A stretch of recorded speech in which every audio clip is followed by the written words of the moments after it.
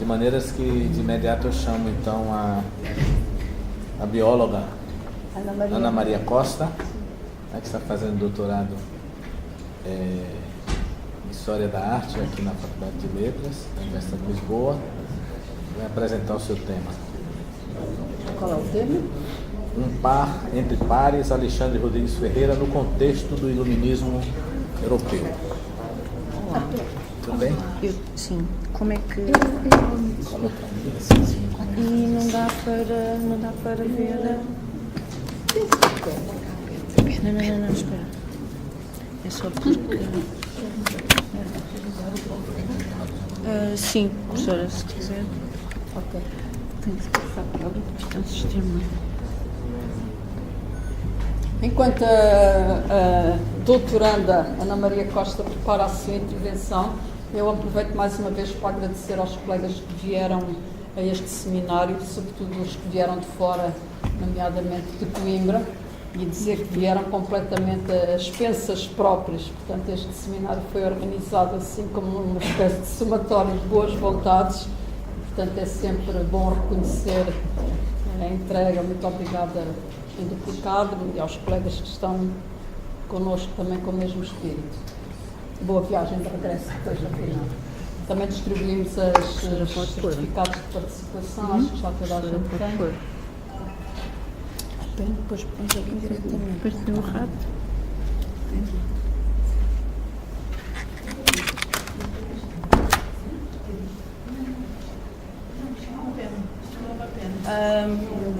Antes de aparecer a apresentação, eu quero pedir desculpa por uma questão. Eu cheguei tarde, eu não ouvi o início das palavras da professora, os primeiros 15 minutos, porque não apanhei o comboio do Alentejo e então cheguei um bocadinho mais tarde. Peço desculpa por isso. Também espero que a apresentação não se desformate, porque ela foi feita em Mac e Deus a ouça. Mas eu acho que com o Mac isto vai... espero eu que não desformate. Perfeito. E como é que se... Por aqui. Ali, o rato, para avançar e para avançar.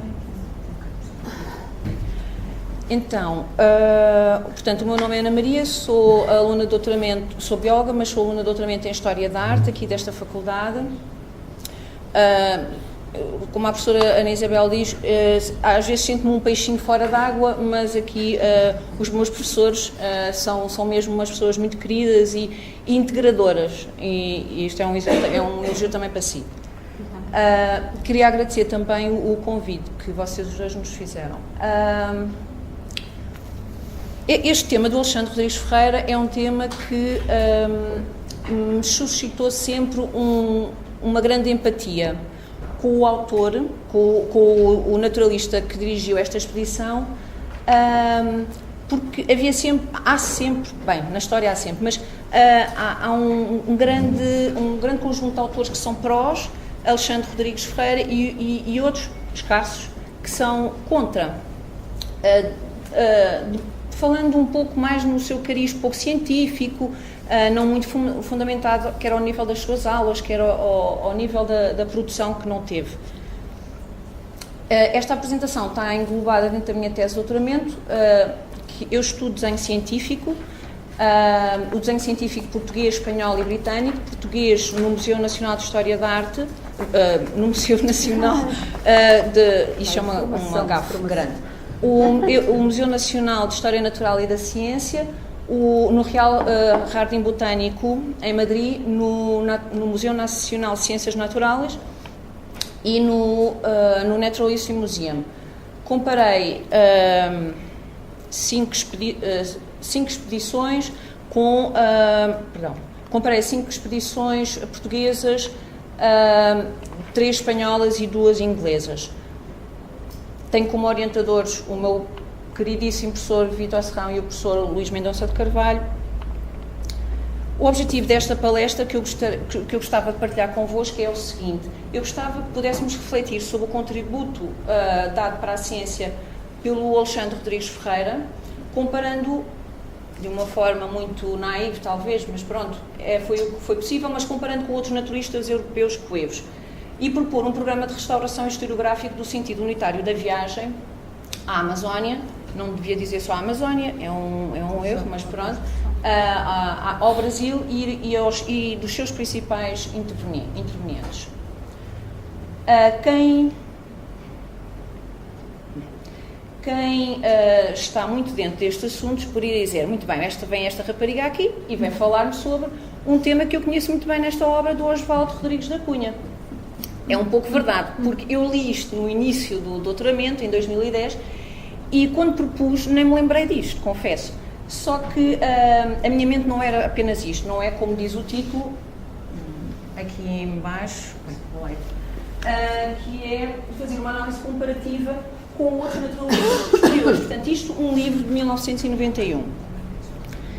Mas, como diz o professor Miguel Faria, que está aqui hoje sentado, diz que ainda hoje as coleções, portanto ele está-se a referir às coleções de Alexandre Rodrigues, estão repartidas entre Lisboa, Rio de Janeiro e Paris, à espera que uma reconstituição completa dos fundos faça justiça, em definitiva, à obra do naturalista.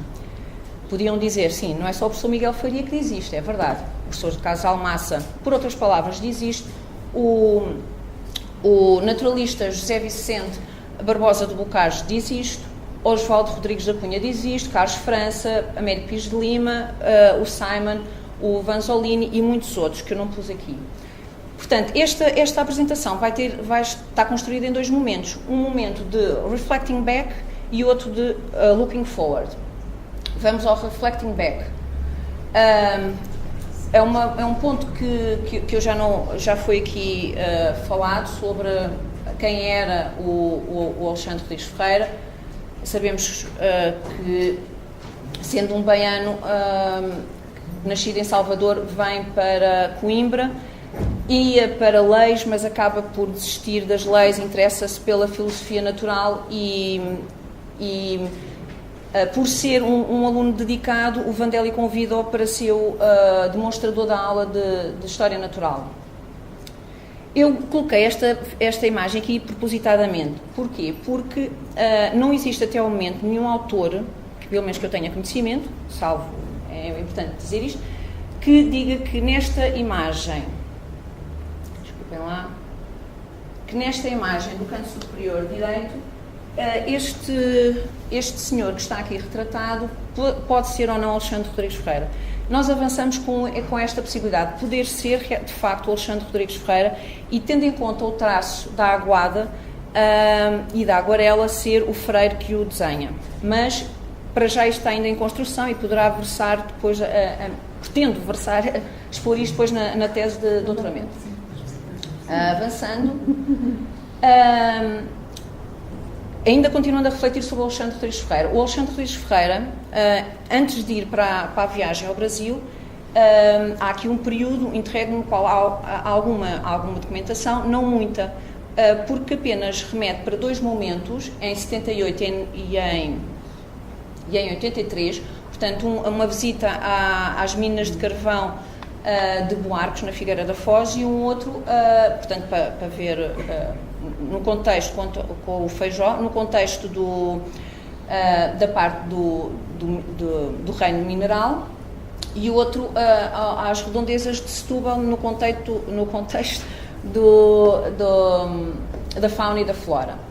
E durante este tempo, portanto, é um largo período de tempo, desde meados de 68 até agosto, que é quando eles depois embarcam para o Brasil, e ele não só faz estas visitas, com certeza terá feito mais, mas estas são as únicas que estão documentadas, e analisa os exemplares dos três reinos que estão no Real Museu da Ajuda, também chamado de Real Gabinete da Ajuda.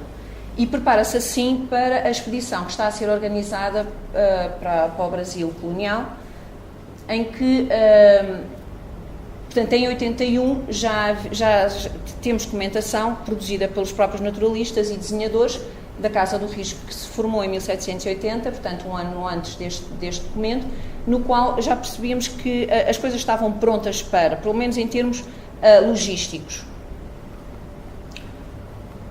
O Alexandre Rodrigues é dos raros raros recém-doutorado que se torna correspondente à Academia das Ciências de Lisboa logo em 1780, logo a seguir a ter-se doutorado. De entre 7 manuscritos que ele redige, neste período, há 2 que eu destaco, pelo cariz mais científico que ele incute nos documentos. O abuso da Conscienciologia, portanto, que é reduzidamente chamada a Teologia dos Verbos, e o método recolher, preparar e remeter e conservar. Ele aqui, neste, não é o autor, depreendemos, como tem a letra dele, não a assinatura, que ele seja o naturalista mais... o naturalista chefe ou responsável, obrigada pela palavra, responsável. E, portanto, em 1783, sai de Lisboa em agosto e chegam a 21, não sei precisar agora a data, 21 de setembro de 1783, a Belém do Pará, a equipa do Alexandre Rodrigues e dos seus 3 Joaquins, como eu faço para memorizar. Então, porque é que eu aqui estou a colocar? Este é o título da expedição, que é reproduzida, às vezes muda uma palavra ou outra, mas este é o título completo da expedição. E eu enfatizo aqui o ponto da filosófica. Porquê o filosófica? Porque, embora o objetivo da expedição fosse examinar e descrever tudo o que houver nesse estado, aqui estava-se a referir numa carta a dirigir ao governador do Pará, portanto, para que os naturalistas iam com essa função, com esse objetivo, examinar e descrever tudo o que houvesse relativo à história natural. Ângela Domingos e o professor Brigola enfatizam este aspecto, que não havia só esse objetivo da filosofia natural que estava subjacente. Ou como resume de uma forma mais enfática Vanzolini, é óbvio que Alexandre tinha recebido instruções de 2 tipos de ordens, políticas e técnicas. Daí haver um secretismo associado a esta expedição e tão parca informação a sair cá para fora. Portanto, o Alexandre Rodrigues, que dirige esta expedição com 27 anos, tendo em conta as outras expedições com que eu estou a ver, é dos mais novos a dirigir a expedição. E depois o desenhador José Joaquim Freire, que tinha 23, o José Joaquim Codina, que não sabemos a idade, porque não está datada com rigor, não está datado o seu nascimento, podia ter provavelmente esta idade, e o José Agostinho do Cabo, que era o jardineiro-chefe. Este elemento vai falecer em 1789, portanto, durante a viagem, e dois ameríndios vão ser integrados e subir, o Alexandre Rodrigues escreve uma carta à rainha pedindo que seja aumentado o título que estes 2 índios tinham, passando de cabos para alferes, que era, portanto, era uma categoria dentro dos índios. Nessa carta, o Alexandre Rodrigues louva as qualidades e as aptidões que estes 2 preparadores tinham, que estes 2 homens tinham enquanto preparadores quer de animais, quer de plantas. Eu vou utilizar a partir de agora a palavra coleção Alexandre Rodrigues Ferreira. Porquê? Porque esta coleção, embora não seja, obviamente, não foi ele que a produziu, foi ele e a sua equipa, a mando da coroa, uma coleção que tem o cunho do Alexandre Rodrigues, porque é o naturalista que diz: colha-se esta espécie em detrimento desta, e portanto, é essa a razão de eu dizer coleção do Alexandre Rodrigues Ferreira. Portanto, desta viagem resultou um conjunto de materiais, e ela era inicialmente composta, de acordo com o que se pode ler nos documentos e nas remessas, de herbários de plantas, herbários de animais, animais vivos, plantas vivas, sementes e frutos, animais mortos e peles, minerais, artefactos locais, desenhos, prospectos e mapas, e manuscritos, sejam eles relatórios, memórias, roteiros de viagem, descrições e os diários de viagem. Eu, desde o início, que quis quantificar, para perceber dentro desta coleção, que peso é que tinha os desenhos, porque é isso que eu estudo.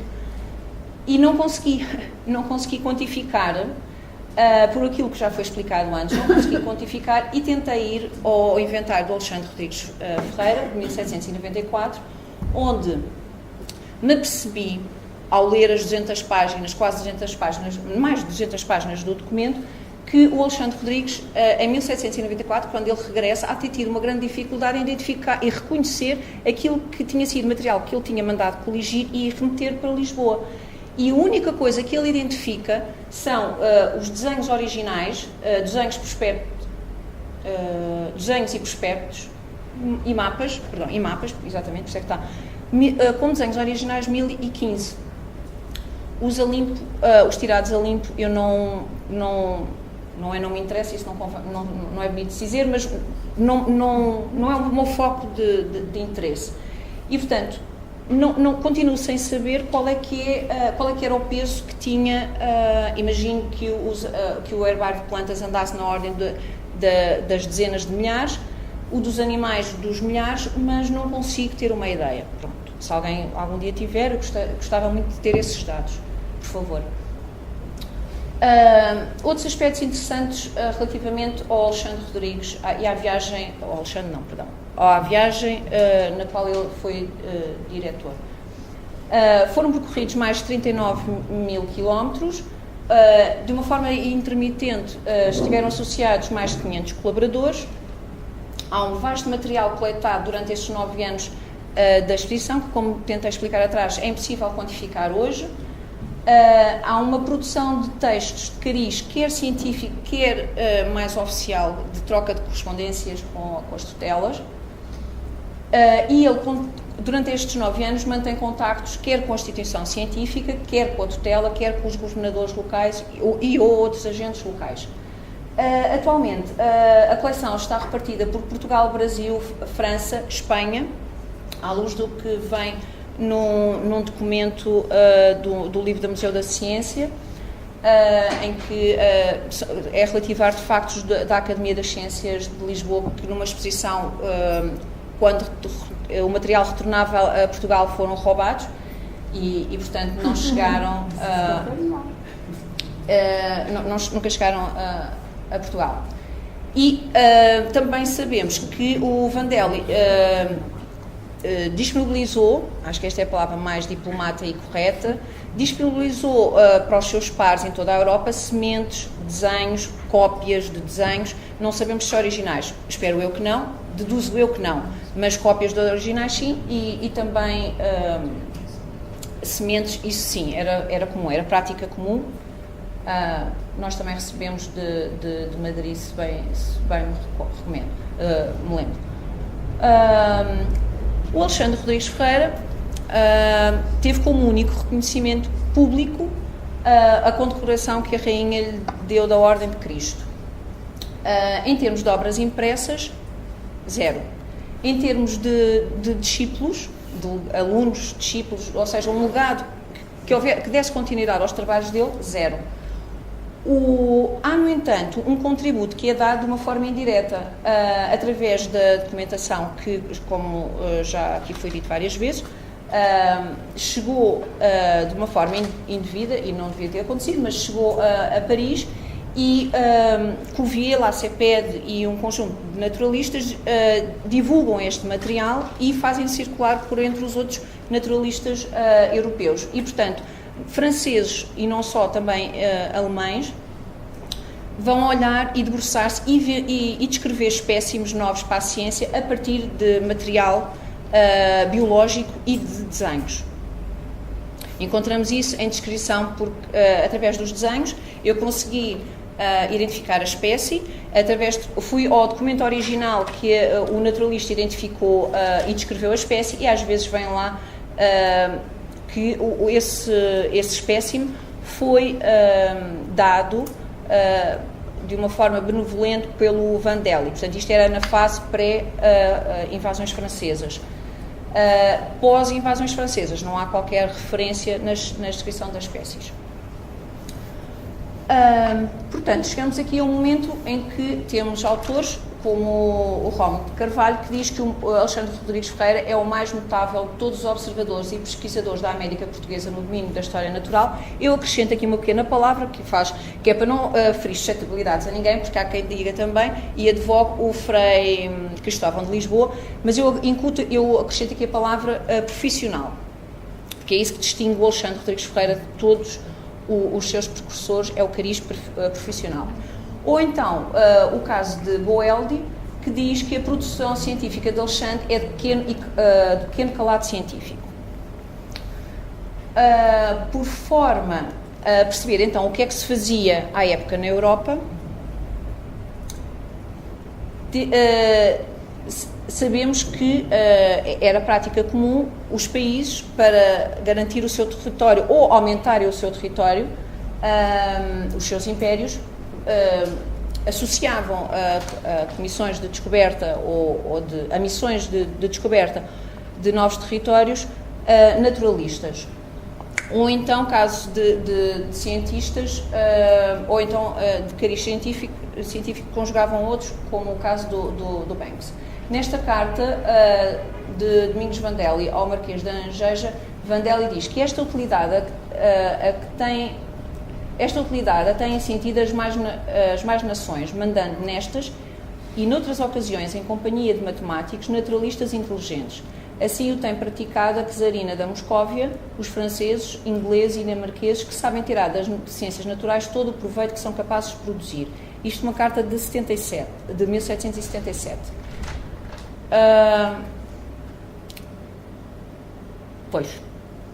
Então, vamos então pôr o Alexandre Rodrigues no contexto do iluminismo europeu, porque, não sei como é que isto, aqui estão umas letras, não sei se conseguem perceber, aqui está a ARF, que é o meu diminutivo para o Alexandre Rodrigues Ferreira, carinhosamente, e aqui estão quatro naturalistas que correspondem a 3 expedições. A primeira é do Martin Cessa e Lacasta e o José Mariano Mocinho, portanto Cessa e Mocinho, que são os 2 naturalistas da viagem da expedição botânica à Nova Espanha, a do Joseph Banks ao sul do Pacífico e a do Alexandre von Humboldt, que eu para a minha tese de doutoramento não estudo e portanto não tive tempo de ir pesquisar para acrescentar coisas, embora saiba o do senso comum.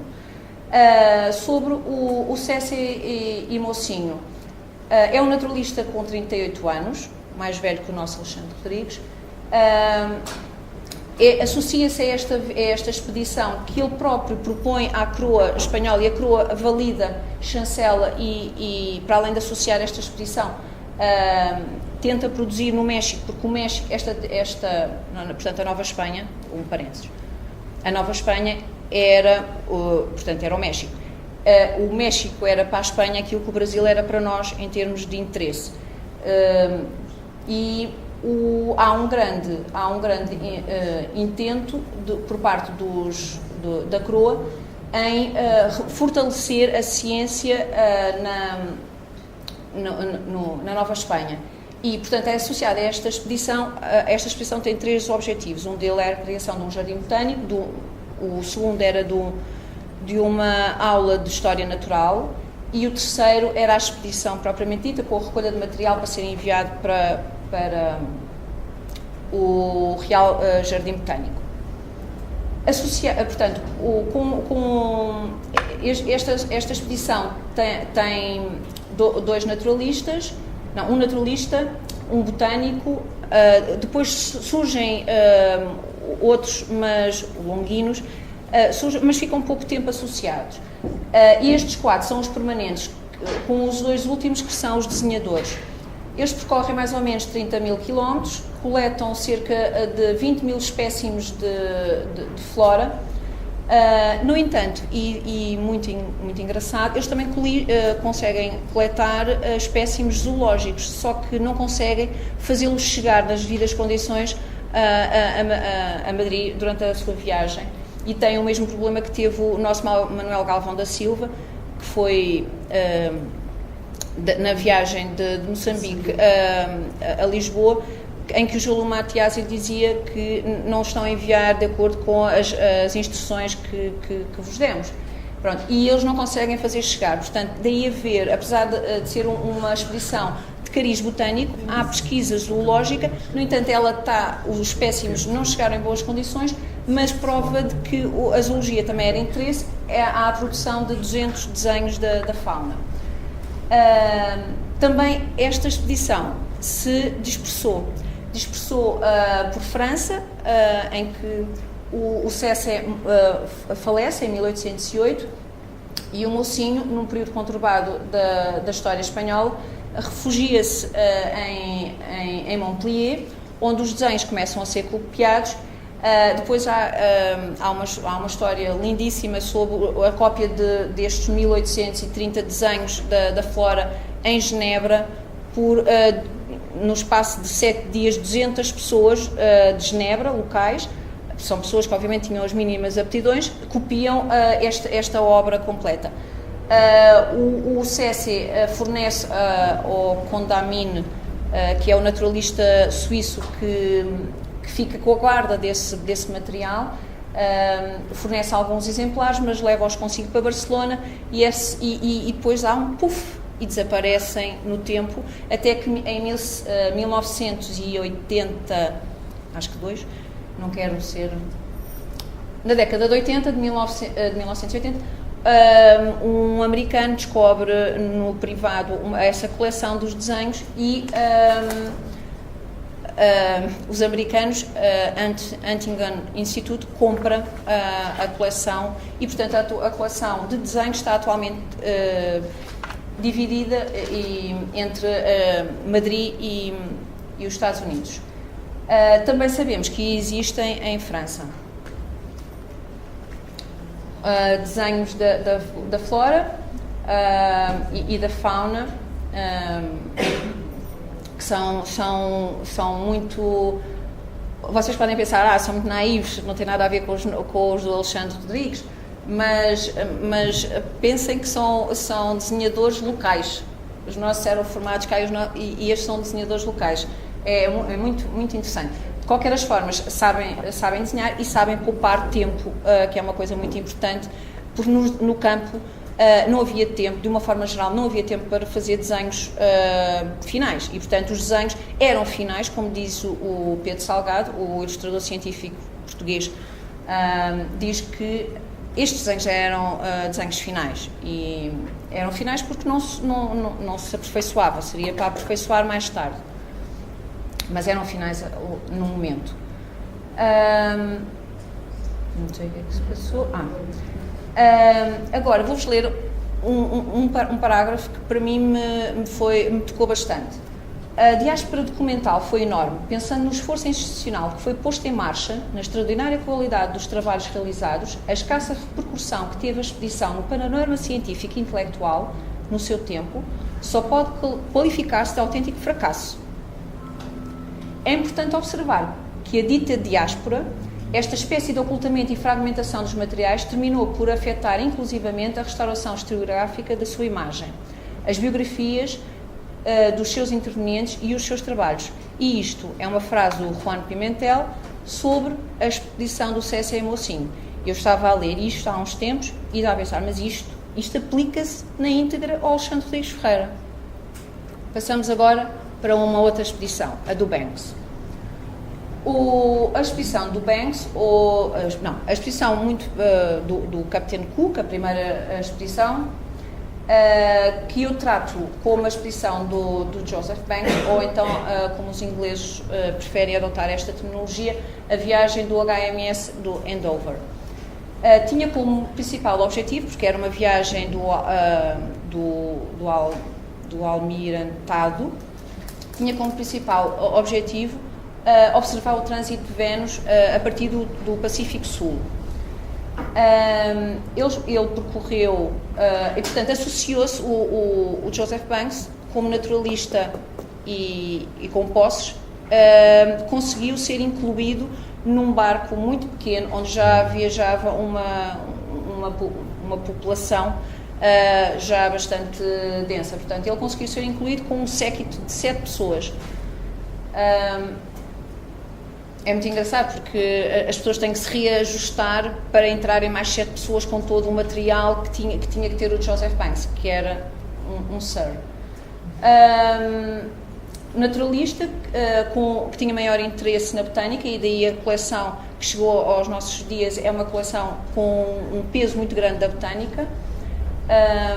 Na altura tinha 35 anos quando dirigiu esta expedição do HMS Endeavour.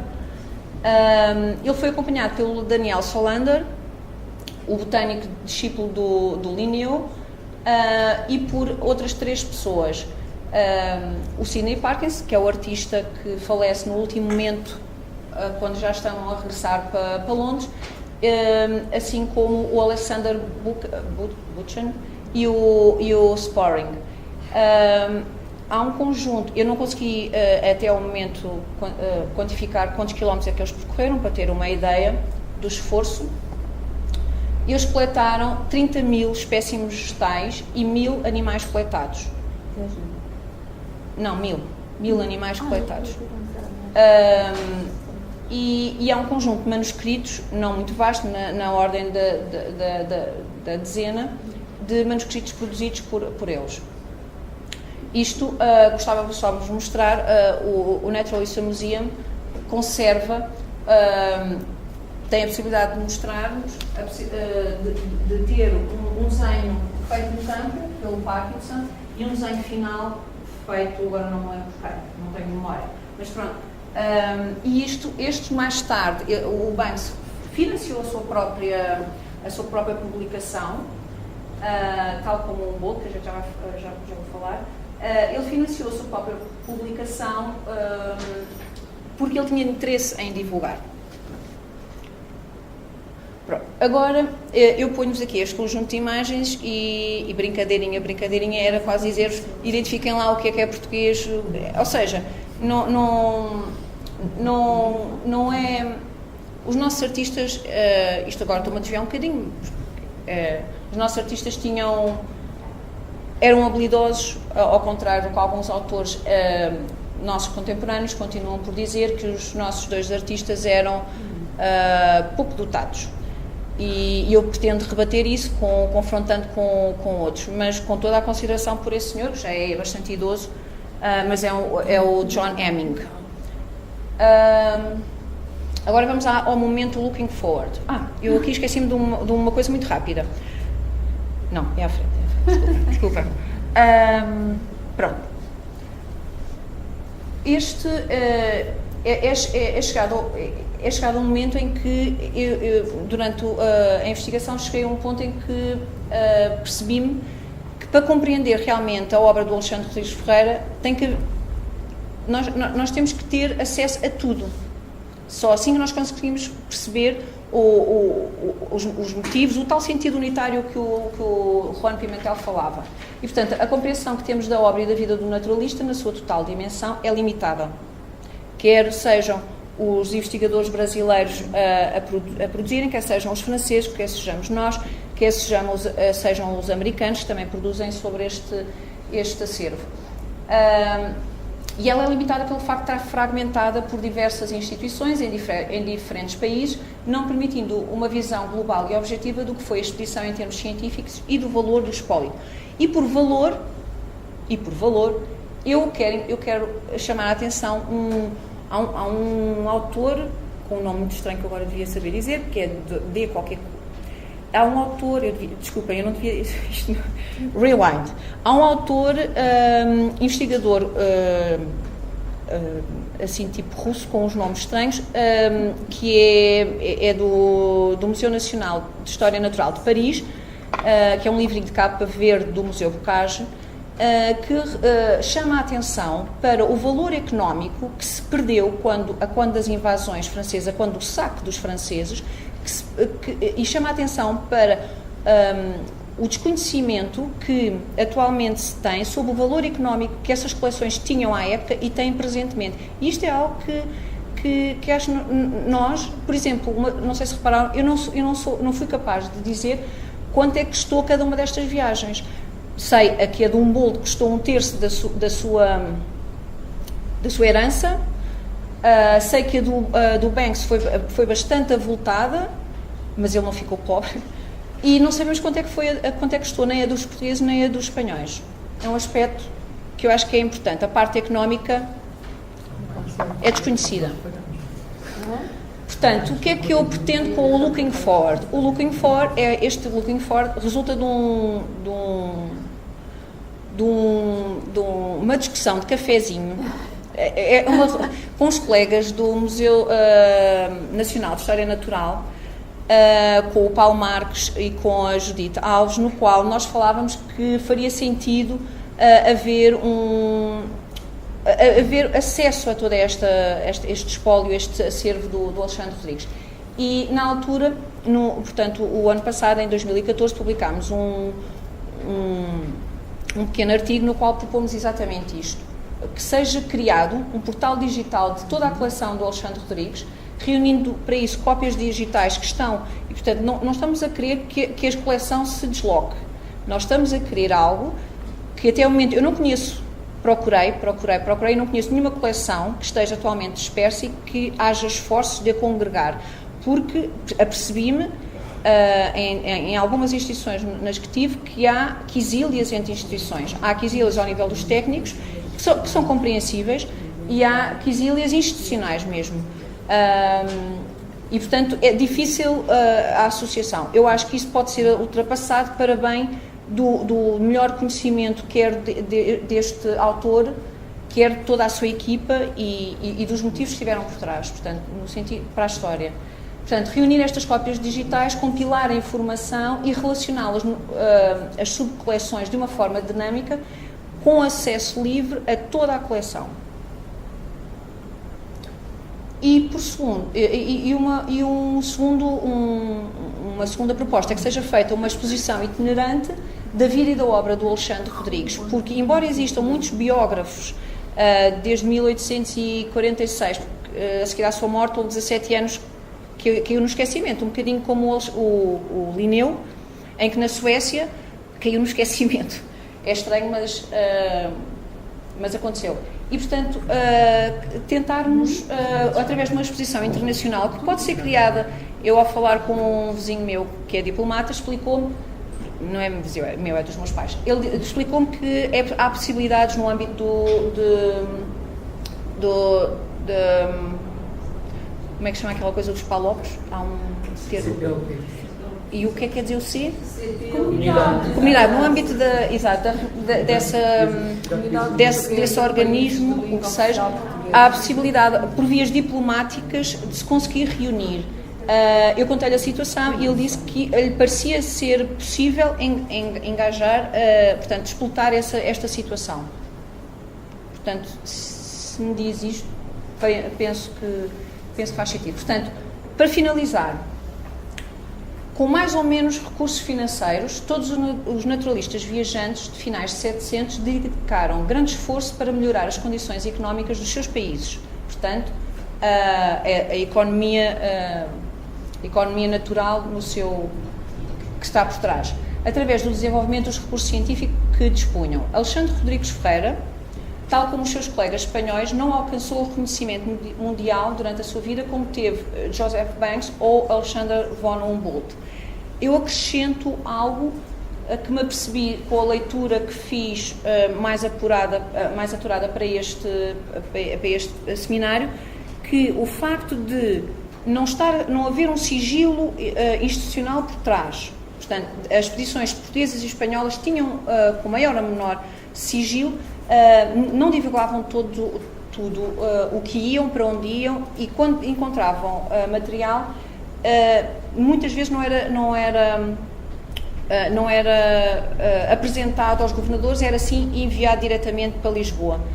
E o facto portanto, para além desse sigilo, e o facto de as expedições serem pagas pelo seu próprio bolso, ou seja, os naturalistas pagarem, não estarem dependentes e contarem a todo o mundo o que vão e para onde vão, permitiu criar um interesse permanente na Europa, enquanto eles faziam estes percursos, ao contrário do Alexandre Rodrigues, que teve 9 anos enfiado no meio do mato, salvo seja, e acabou por perder o evoluir da ciência, da história natural enquanto ciência, e caiu no anonimato, no esquecimento. Portanto, quando ele regressa, é normal que a coroa, é normal não, é compreensível que a coroa o aproveite como um elemento mais técnico e administrativo do que como cientista.